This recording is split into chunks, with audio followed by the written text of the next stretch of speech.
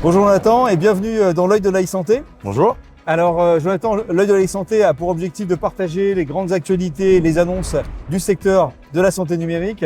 On fait un spécial e-santé ici à Santé Expo et tu as profité de cette première journée, le mardi 21 mai, pour annoncer une très belle levée de fonds de 25 millions d'euros. Et donc on aimerait que tu nous partages l'approche stratégique de ces 25 millions, à quoi ils vont servir et puis aujourd'hui où on est Résilience. Écoute, ouais, on est super content d'annoncer cette levée.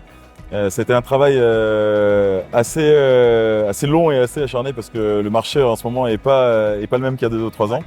Résilience avait déjà levé 45 millions d'euros en 2021 pour construire son produit en oncologie, produit de télésurveillance en oncologie pour atteindre le remboursement, ce qu'on a réussi à faire en 2 ans.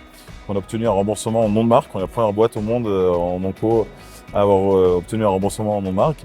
On l'a obtenu en novembre 2023. On a commencé à facturer nos premiers patients en janvier 2024. Et donc, suite à ça, on a vu évidemment une explosion du nombre de patients télésurveillés sur la plateforme Résilience. On a beaucoup de centres en France qui commencent à se poser la question de s'équiper de solutions de télésurveillance. Et donc, face à ce développement, on a décidé de commencer à rencontrer des fonds d'investissement pour pouvoir accélérer encore plus. Et je vais t'expliquer quelle est la stratégie.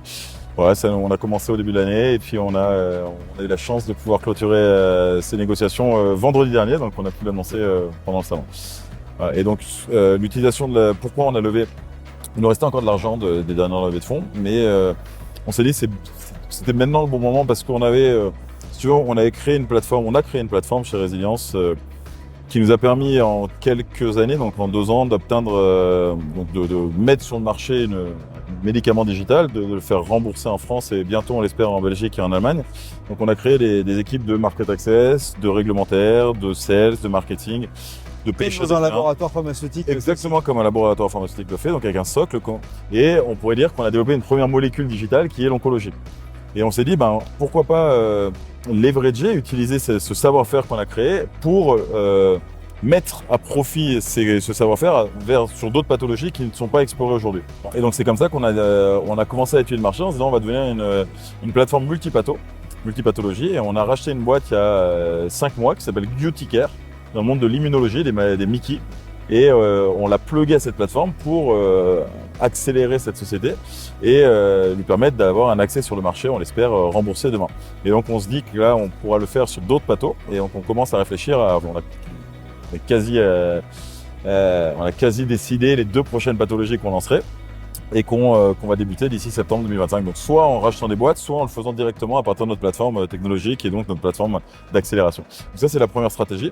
La deuxième, c'est qu'on veut aller à l'international. On a commencé en Belgique, on a déjà 3 centres.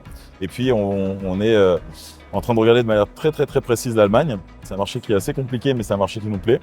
Et puis, la troisième stratégie, c'est qu'on est sur une stratégie aussi d'utilisation de nos données, pas de nos données, mais de notre plateforme pour accompagner les laboratoires pharmaceutiques et les académiques à mener leurs essais cliniques et à collecter de la donnée pendant leurs essais cliniques.